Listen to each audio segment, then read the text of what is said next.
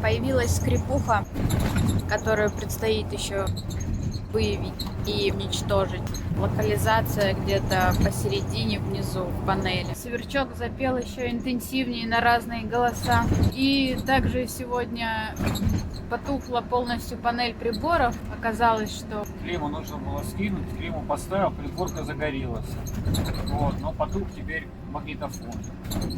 суровый русский автопром. Приступаем к поиску скрипухи.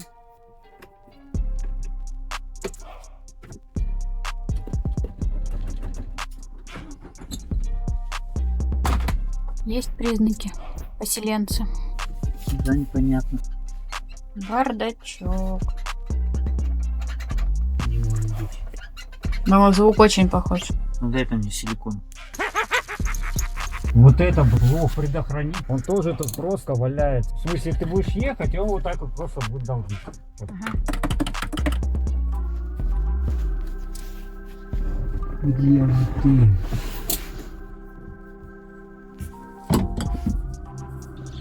Стало немного более понятно, что звук находится в капоте, в районе двигателя. Круг сузился. Барабашка, выходи. Вот что скрипит у нас. Скрипит у нас вот эта штука. Скрипуха появлялась из-за того, что вот эта железная деталь терлась о другую железную деталь. Эти железные детали разъединили и закрепили. Да, едем пробовать. Едем пробовать. Завелась без скрипухи. Ну, красота. Новая машина.